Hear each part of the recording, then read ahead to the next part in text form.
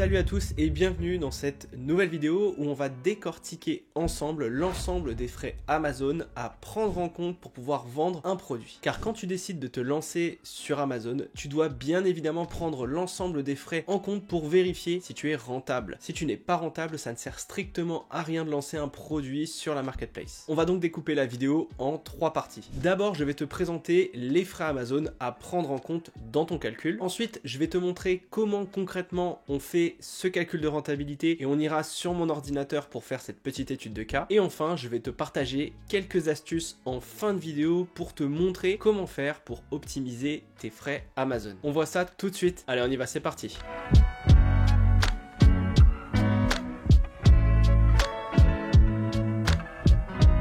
Salut, c'est Romain, bienvenue sur ma chaîne où j'aide les jeunes entrepreneurs à développer leurs revenus en ligne. Je suis vendeur sur Amazon depuis maintenant plus de 3 ans et j'ai développé une marque et des produits qui me permettent de faire de la marge chaque mois. Et cette marge, c'est ce qu'il me reste à la fin après avoir déduit l'ensemble des frais autour de mes produits. Mais avant de te montrer comment calculer ces différents frais Amazon, je voulais t'expliquer pourquoi il faut payer ces frais lorsque tu décides de te lancer sur cette marketplace. Alors en tant que vendeur, on va devoir payer pas mal de frais Amazon. Alors oui, je sais, vous êtes nombreux à dire que ça coûte extrêmement cher et je vous rejoins sur ce point. Mais personnellement, j'ai décidé d'accepter de payer ces frais pour différentes raisons. Premièrement, tu vas bénéficier d'un trafic colossal sur la marketplace. Pour te donner un chiffre simple, Amazon France, c'est 30 millions de visites uniques chaque mois. Ensuite, on va aussi payer pour un service de livraison unique au monde. Avec Amazon, un client peut recevoir un produit le jour même ou alors au bout de 24 heures. Et enfin, tu peux bénéficier d'un service de gestion logistique extrêmement poussé. En effet, quand tu vends sur Amazon, tu vas pouvoir utiliser le service FBA ou Fulfillment by Amazon. Pour faire simple, c'est Amazon qui va expédier tes marchandises directement au client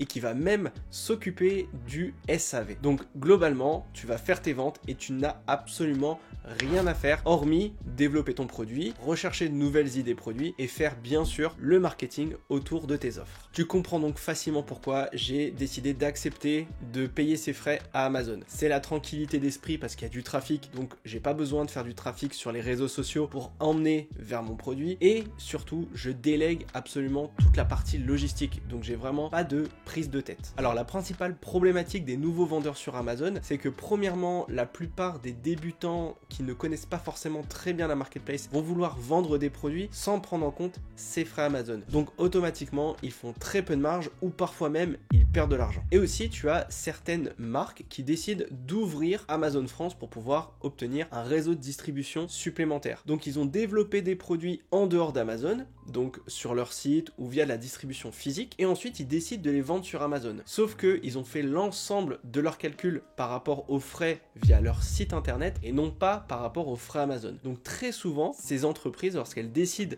de se lancer sur Amazon, eh bien elles font très peu de marge. Donc c'est pas viable sur le moyen et le long terme. C'est pourquoi je considère que la meilleure façon de lancer des produits sur Amazon, c'est de trouver des idées par rapport au marché Amazon. Donc de faire ces calculs de rentabilité et ces recherches produits par rapport à la marketplace. Je vois trop souvent des gens qui ont lancé des produits ailleurs et qui décident de venir sur Amazon pensant que ça va être un truc de dingue et qui font faire énormément de chiffre d'affaires. La plupart du temps, ça ne fonctionne pas. Tout simplement parce que sur leur marché, eh bien, il y a du monde et il y a de la publicité à faire. Et automatiquement, ça va manger de la marge. Alors que nous, vendeurs Amazon qui décidons de développer des produits par rapport à la marketplace, on va déjà intégrer les frais Amazon et la publicité. Donc logiquement, quand on lance le produit, il n'y a plus de surprise. Maintenant, on va parler des différents frais et on va commencer par le premier qui est le plus simple, c'est l'abonnement au Seller Central. Donc cet abonnement coûte 39,90€ hors taxe, donc à peu près 46,80€ TTC si ma mémoire est bonne, et te permet de vendre des produits à travers la marketplace Amazon et de pouvoir bénéficier du FBA. Donc ça c'est le plan professionnel. Pour pouvoir intégrer cet abonnement, il faut bien évidemment une structure juridique, donc soit une auto-entreprise ou une société. Et clairement, c'est ce que je vais te conseiller si tu veux bien faire les choses sur Amazon. Pourquoi je te dis ça? Tout simplement parce que tu n'auras aucune limitation sur le nombre de produits vendus, contrairement au plan particulier. Tu as la possibilité d'ouvrir un compte via toi-même, donc sans avoir de structure juridique pour revendre des produits. Mais sache une chose, c'est que tu vas être limité en nombre de produits que tu vas vendre. Tu es limité à 40 pièces par mois. Et ces 40 pièces, parfois ça m'arrive de les vendre sur une journée. Donc tu vas être limité très rapidement, tu ne pourras pas mettre en place de stratégie de private label, donc je considère que si tu veux te lancer là-dessus, c'est plus pour faire de l'achat-revente, pour faire un petit peu d'argent chaque mois, mais pas pour mettre en place un business professionnel. Alors cette dépense, je ne l'intègre pas dans le calcul de rentabilité. Je considère que c'est une dépense autour du fonctionnement global de mon entreprise. Donc quand on va passer sur mon ordinateur juste après, tu ne verras pas cette dépense dans le calcul. Ensuite, on va passer aux frais de vente. Donc c'est ce qu'on appelle la commission Amazon. En gros, Amazon va prendre une commission sur chaque vente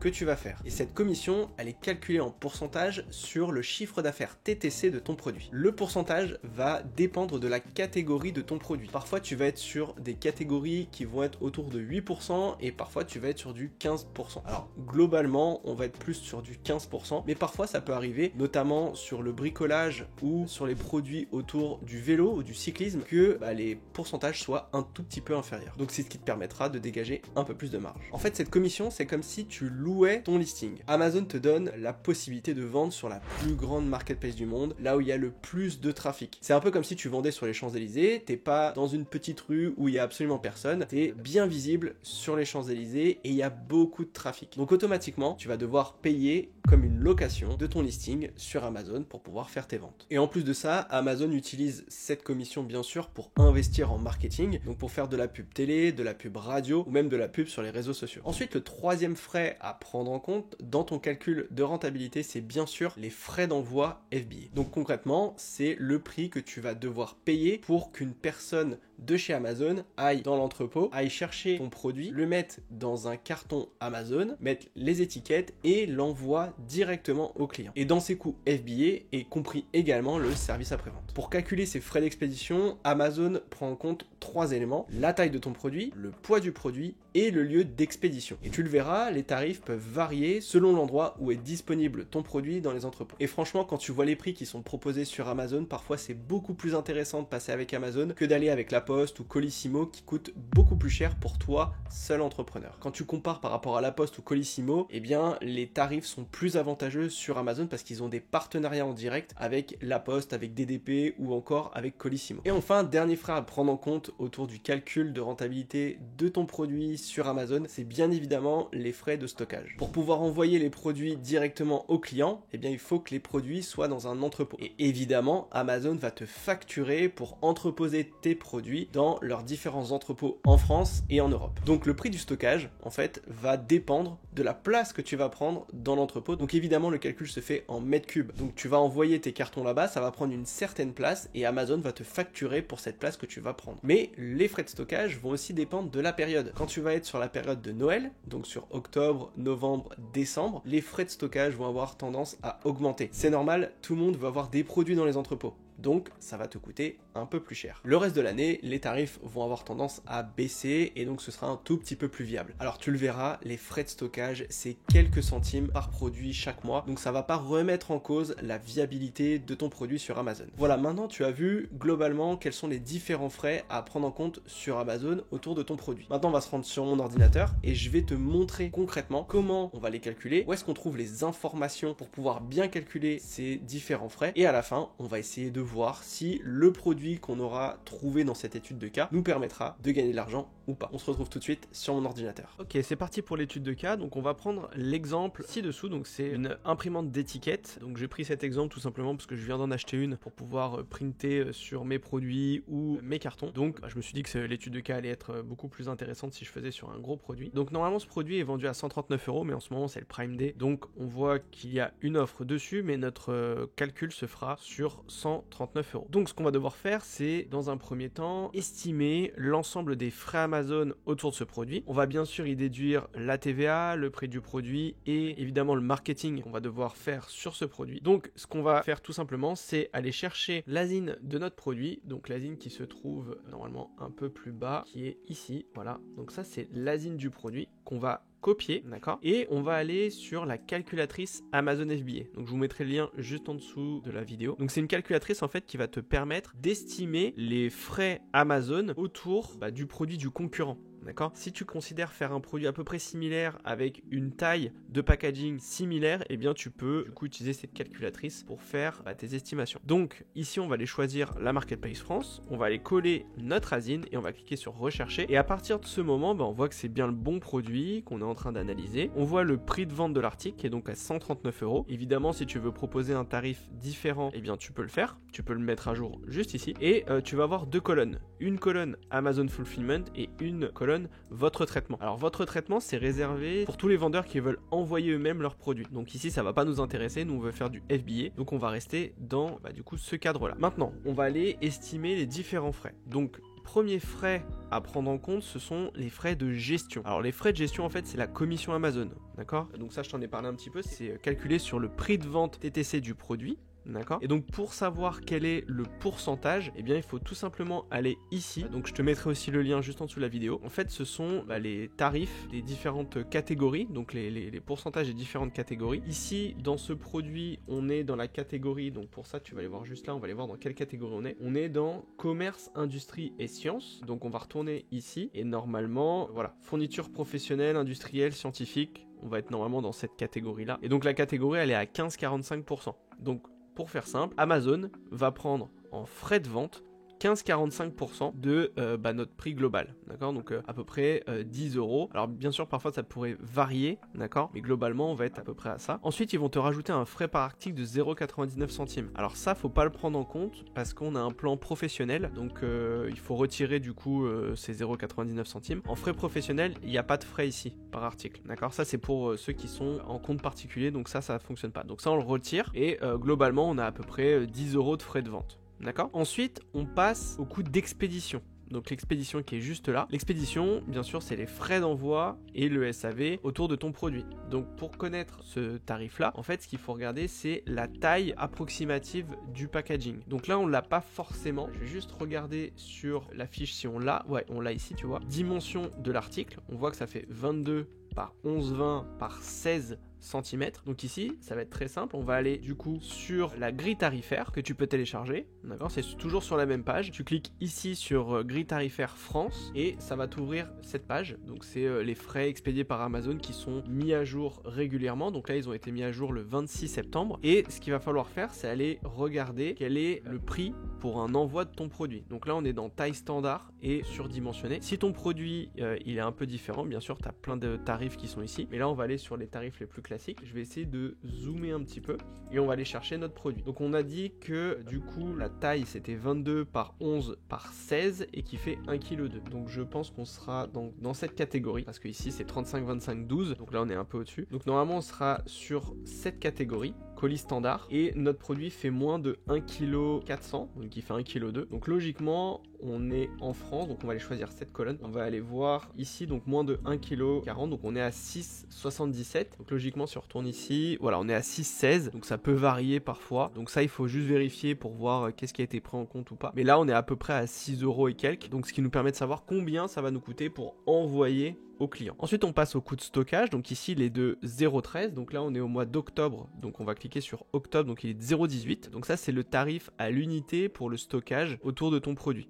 D'accord, donc tous les mois ça va te coûter 0,18 centimes pour ton produit. D'accord, donc là on a globalement tous les frais Amazon, donc à peu près 10 € plus 16 plus 0,18, ce qui nous fait à peu près 17 € de frais Amazon. Ensuite évidemment pour calculer la rentabilité de ton produit il va falloir retirer la TVA si tu es en société. Si tu es en auto-entreprise, eh bien tu la retires pas parce que tu vends en TTC, tu achètes en TTC, donc tu la retireras ici. Mais là on est en société, donc moi je suis en société, donc ici je vais enlever 20%, ce qui fait 23,33 € à retirer du coup de mon calcul. Ensuite on va aller retirer le coût des marchandises, donc combien ça t'a coûté pour créer le produit et pour le faire revenir en France, pour passer les douanes, etc. Donc dedans j'inclus les coûts produits, le transport, les douanes et tout ce qui va autour de la création de ton produit. Je suis rapidement allé voir sur Alibaba, donc j'ai trouvé un produit un peu similaire, tu vois ici, que on peut acheter à peu près à 37 $.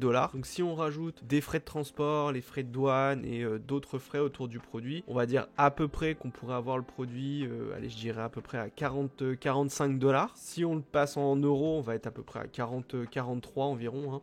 Donc ici, on va mettre 43. Donc c'est le coût du produit, il nous coûte 43 €. Et enfin, on a les coûts divers. Donc les coûts divers, en fait, c'est principalement la publicité, donc le PPC autour de ton produit. Et généralement, on va prendre 10% du prix de vente TTC du produit. Donc ici, on est à 140 €. Donc ici, je vais prendre 14 €. Donc globalement, à chaque vente de ce produit, je réalise 42 € de bénéfice net, soit 30% de marge. Donc sur ce produit-là, on a retiré tous les frais Amazon, on a retiré la TVA, le coût des produits, les coûts divers. Donc globalement, on a retiré l'ensemble des frais autour du produit. Alors évidemment, on n'a pas enlevé les impôts sur les sociétés. On ne prend pas en compte dans le calcul de rentabilité, c'est plus des calculs autour de ta société qu'il faudra faire. Mais là, globalement, on sait combien on va réaliser. Maintenant, disons qu'on va acheter 300 pièces pour tester ce produit. Donc ici dans vente estimée, on va mettre 300 et si jamais on achetait 300 pièces, on pourrait réaliser un bénéfice net de 12 670 € si on vendait ce produit à 140 €. Voilà, cette calculatrice Amazon, elle est très intéressante pour faire tes calculs. Évidemment, tu peux le faire aussi sous format Excel, tu peux vraiment tout faire, mais c'est quelque chose qui est indispensable avant de lancer quelconque produit sur Amazon. Comme promis, pour finir cette vidéo, quelques petites astuces pour toi. Premièrement, tu peux demander le remboursement de l'abonnement Amazon si tu n'as pas de produit en stock. Ça arrive très souvent quand tu décides de te lancer sur Amazon, tu vas ouvrir ton compte Seller Central, mais pendant une période, tu n'auras pas de produit dans les entrepôts. Eh bien, sache que tu peux demander un remboursement de ces différents mois où tu n'auras pas de produit directement à Amazon. Tu leur envoies un message à travers le journal des cas et tu auras un remboursement de ces frais-là. Ensuite, la deuxième astuce que je peux te proposer, c'est de modifier le packaging avec ton fournisseur pour qu'il soit le plus petit possible. En effet, parfois quand tu vas gagner quelques centimètres, ça peut avoir un impact sur la rentabilité du produit. Tu peux gagner facilement quelques centimes, voire quelques euros en faisant juste une toute petite modification au niveau du packaging. En gros, tu vas passer dans la tranche inférieure au niveau de la taille de ton packaging et tu vas pouvoir gagner de l'argent là-dessus. Et pour finir, troisième astuce que je peux te proposer, gère bien la rotation de ton stock. L'objectif, c'est que tu aies une rotation fluide de tes produits. Il faut que les quantités que tu envoies à Amazon arrivent à sortir des entrepôts sous 90 jours. Ça montre que tu auras une bonne rotation. Et à partir du moment où tu arrives en rupture de stock, tu renvoies des quantités à Amazon. En faisant ça, tu vas limiter l'impact du stockage sur la rentabilité de ton produit. Et surtout, ça te permettra d'éviter qu'Amazon te surcharge parfois du stockage, parce que si tes produits restent dans les entrepôts et que tu as du mal à faire des ventes, eh bien je peux t'assurer, Amazon va te taper sur les doigts, il va baisser ton indicateur qui s'appelle l'IPI et à partir de ce moment-là, tes frais de stockage vont commencer à augmenter et à terme, ça peut jouer sur la rentabilité. Voilà, maintenant, les frais Amazon n'ont plus de secret pour toi. Si tu as des questions, évidemment, tu me les mets juste en dessous dans les commentaires, je réponds à tout le monde tous les jours. Voilà, maintenant je te souhaite une bonne semaine et on se retrouve la semaine prochaine pour une autre vidéo. Ciao!